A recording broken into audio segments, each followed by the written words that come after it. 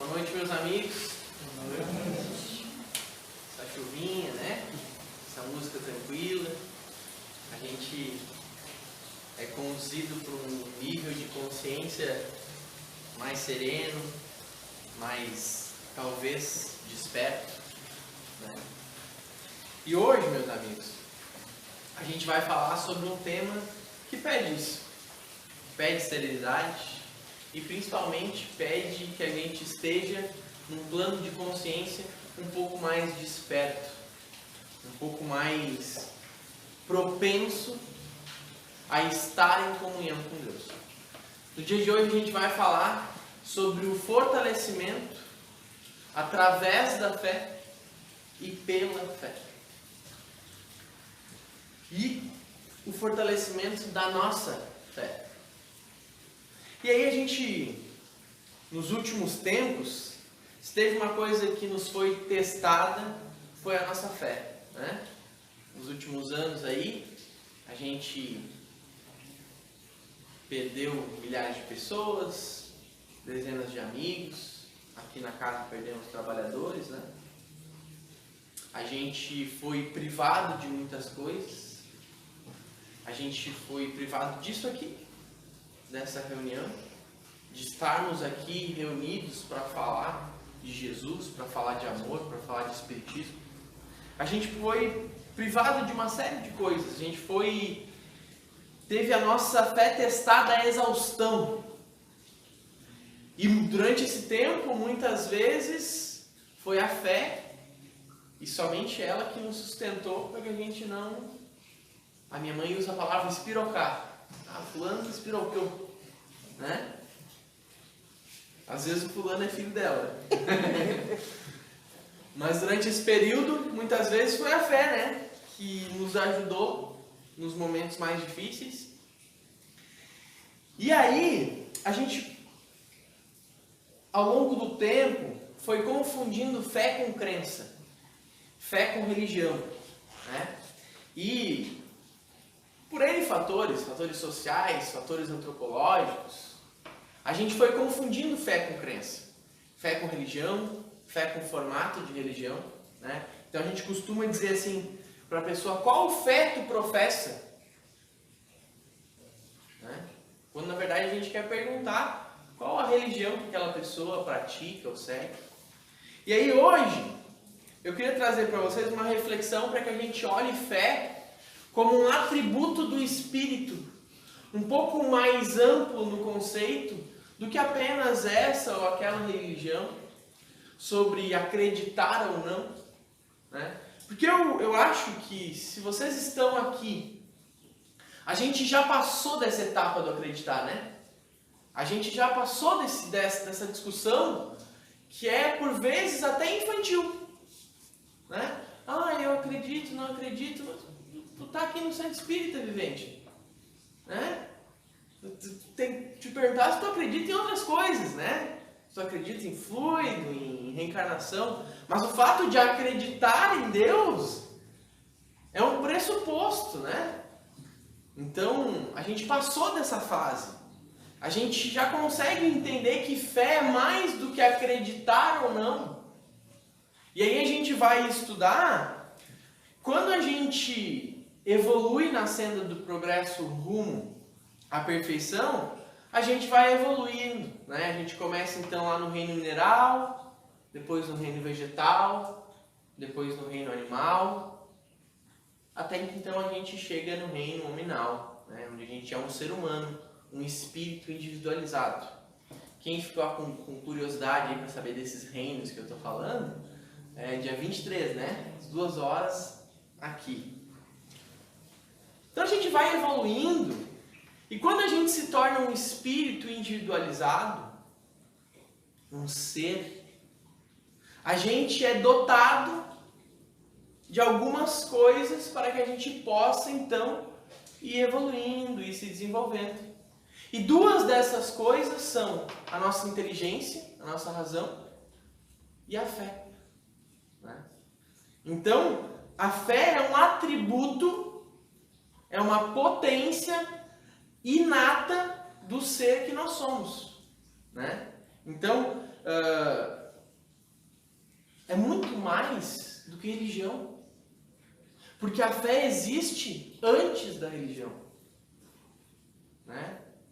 Assim como o cristianismo existe antes do espiritismo, do catolicismo, do protestantismo, porque o Cristo abarca todas essas coisas, a fé também existe antes da religião, antes da manifestação religiosa, que é o que nós estamos fazendo aqui agora.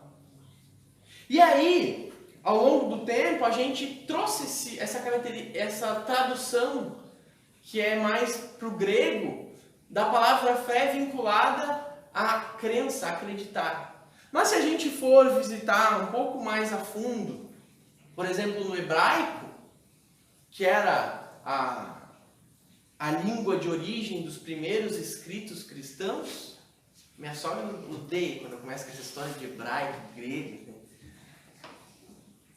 A gente vai perceber que a palavra fé ela se remete à fidelidade. E com fidelidade, a gente precisa pensar em relacionamento. E aí, não é um relacionamento banal, muitas vezes, que temos uns com os outros. Né? Não é um relacionamento de igual para igual. Então, eu aqui, nesse momento, estou me relacionando com vocês através da palavra de igual para igual. Nós somos todos filhos de Deus, seres ainda imperfeitos, que erram, que acertam, que amam, que odeiam, que têm as suas paixões, os seus desejos, os seus anseios. Nós somos todos iguais. Mas quando a gente fala de fé, a gente está falando de um relacionamento de um nível superior, que é o nosso relacionamento com Deus. E aí, a coisa muda de figura. Porque não são dois seres relativos se relacionando. É um ser relativo, que sou eu, e um ser absoluto, que é Deus. Então, como é que eu vou negociar? Como é que eu vou tentar enrolar? Como é que eu vou tentar medir forças, medir potências com um ser que é absoluto? Quando alguém te manda uma mensagem no WhatsApp, às vezes a gente finge que não vê, né? Às vezes a gente vê a mensagem e esquece de responder, Danilo. Eu vi a tua mensagem e agora que eu tô falando isso, eu não respondi o Danilo. Com Deus não tem como. Porque Ele conhece a profundidade das nossas ideias, dos nossos pensamentos. O maior e mais profundo dos teus medos, Deus conhece.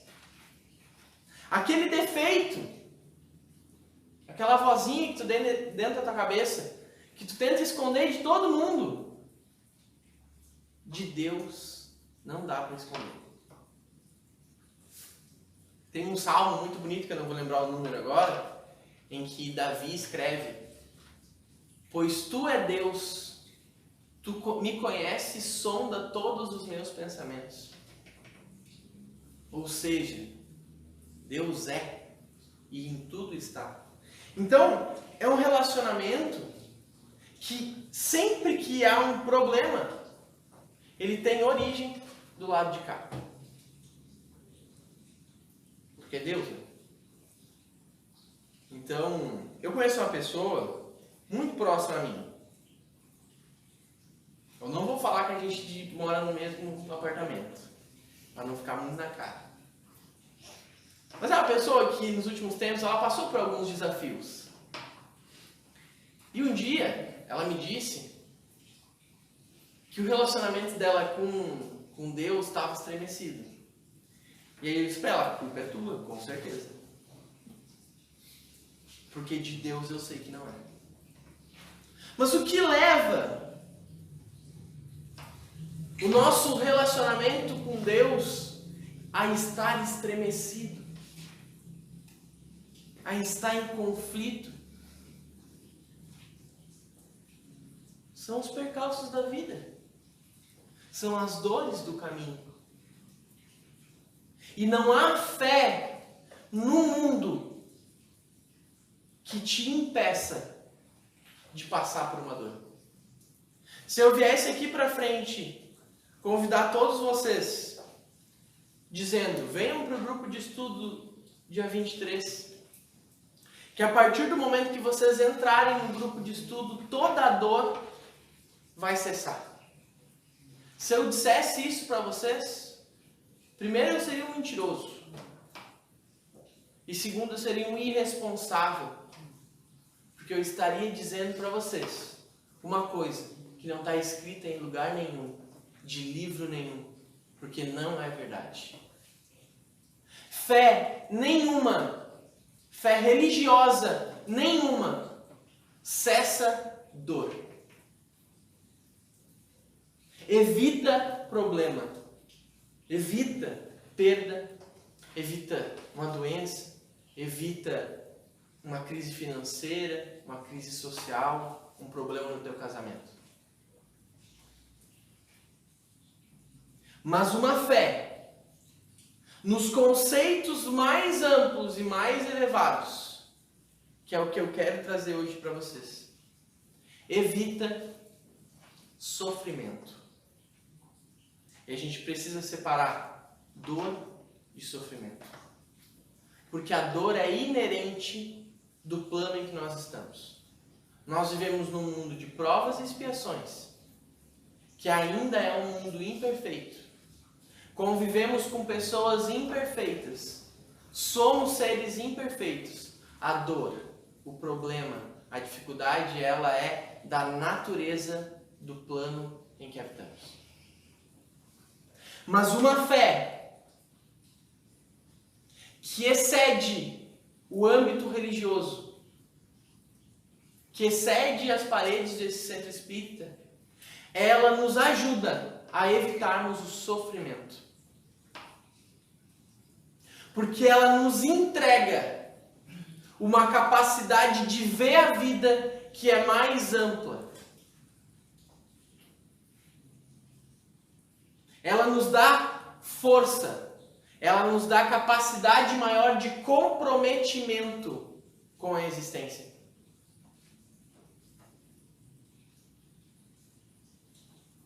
E aí, o Allan Kardec, lá no Evangelho segundo o Espiritismo, no capítulo 19, vai dizer que a fé inabalável não é essas fé de meia tigela. A fé inabalável é somente a que pode encarar a razão frente a frente em todas as épocas da humanidade. E quando ele fala isso, ele não quer dizer enfrentar a razão com uma fé que olha para a ciência e diz, isso não existe. Não, não é enfrentar de combate com a razão. É uma fé que pode encarar a verdade, olhar ela nos olhos, olhar para a razão nos olhos e encará-la, dizendo, eu estou pronto. Vamos pegar o exemplo mais elevado que a gente tem. Jesus, o Cristo. Espírito puro. Já não mais sujeito à reencarnação, ou seja, não precisava ter reencarnado. É puro, é perfeito. Mas ele reencarna entre nós para trazer os seus ensinamentos de uma maneira mais factível. E em nenhum momento a fé dele foi abalada.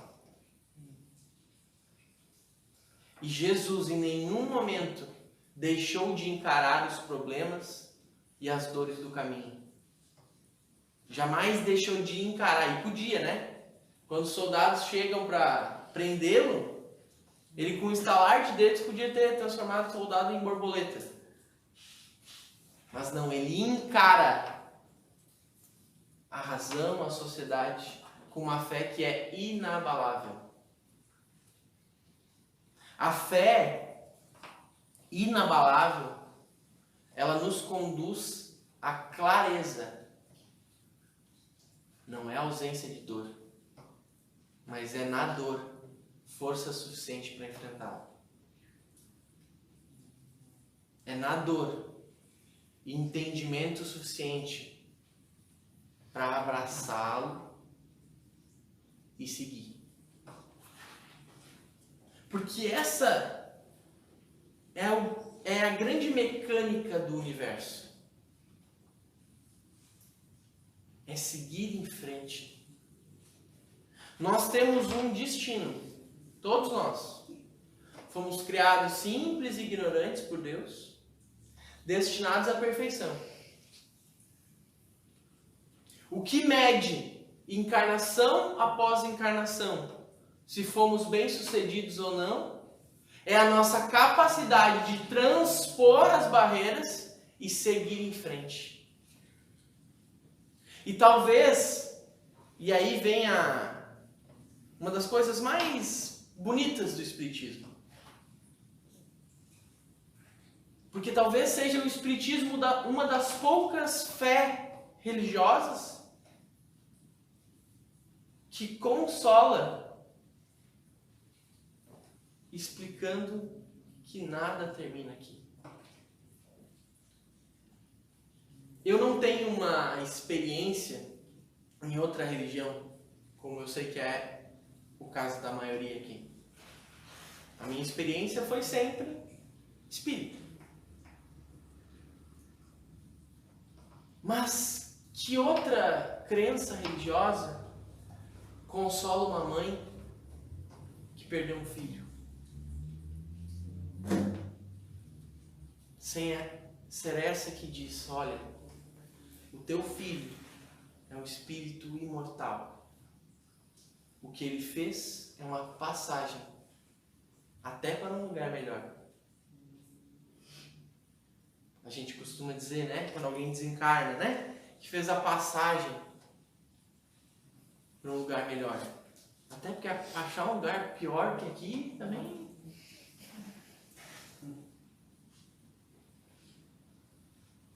Que doutrina é essa que consola, que esquenta o coração e ao mesmo tempo é forte o suficiente para encarar a razão?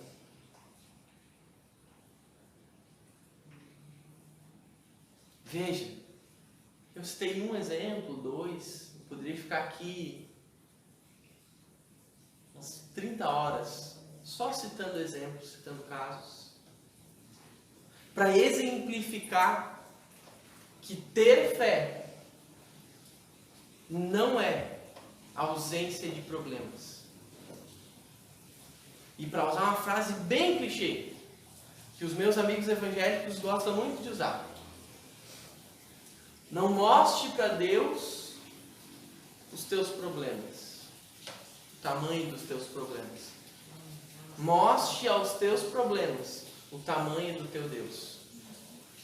Essa é uma frase bem clichê que deve ter umas 30 músicas. Mas faz muito sentido. Porque estamos falando de relacionamento com Deus. Não é dizer, Deus, por que tu me abandonou?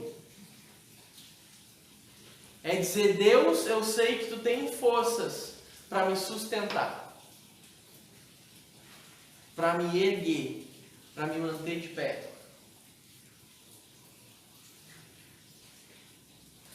É em todos os momentos da vida ter a ciência. E aí a gente não está falando de crença. A gente está falando de saber. E eu vou até trazer um trechinho lá do livro Consolador, na questão 354, onde o Emmanuel vai nos trazer, através da psicografia do Chico, um conceito sobre essa fé que eu estou falando. Não é uma fé que crê, que acredita, é uma fé que sabe. Ter fé é guardar no coração a luminosa certeza em Deus. Certeza que ultrapassou o âmbito da crença religiosa, fazendo o coração repousar numa energia constante de realização divina da personalidade. Conseguir essa fé é alcançar a possibilidade de não mais dizer eu creio, e sim afirmar eu sei, com todos os valores da razão tocados pelo sentimento. Não mais dizer eu creio, mas afirmar eu sei, com todos os valores da razão tocados pelo sentimento. É uma crença, como eu falei anteriormente. Agora parou. É uma crença que excede essas paredes, que excede a minha fala, que excede qualquer livro que a gente traga aqui, porque é uma fé que sabe que existe um Deus que não vai deixar a gente na mão. Sabe quando uma criança está aprendendo a caminhar? A criança expressa uma fé muito semelhante a essa. Que a gente coloca a criança, de um lado da sala, fica um outro adulto fazendo tudo que é coisa para chamar a atenção da criança. É um psicopata, E o outro adulto, dotado de toda a responsabilidade do mundo, solta a criança, que não sabe caminhar. E a criança dotada de uma fé inabalável, ela vai. Porque na mente da criança não passa a mais remota ideia de que alguém possa deixá-la cair. Ela sabe que alguém vai segurá-la. Essa é a fé que excede a explicação dos homens, porque ela toca a razão de Deus. É uma fé onde eu sei que Deus não vai me deixar cair. E aí, a gente repete muitas vezes, estamos aqui para evoluir, eu quero ser um homem de bem. Pois bem, vamos então ao capítulo 17 do Evangelho segundo o Espiritismo, onde os Espíritos caracterizam o homem de bem. E um dos itens sobre o que é ser um homem de bem está escrito: o homem de bem tem fé em Deus, em sua bondade, na sua justiça e em sua sabedoria. Sabe que nada, não é um nada com asterisco, com as letras miúdas embaixo. É nada, nada. Nada acontece sem a sua permissão. E esse homem de bem se submete à vontade de Deus em todas as coisas.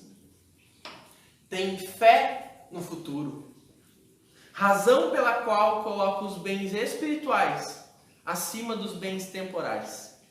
Sabe que todos os vícios da vida, todas as dores, todas as decepções, todas as lágrimas são provas ou expiações e as aceita sem murmurar. Então, se vocês achavam que eu estava falando bobagem até agora, vocês viram, não, está escrito aqui mesmo. Eu não estou ficando doido. Ter fé em Deus é acreditar sem ressalvas. Sabe quando a gente diz assim, entrega nas mãos de Deus? A gente poderia dizer entrega em Deus, porque Deus em tudo está.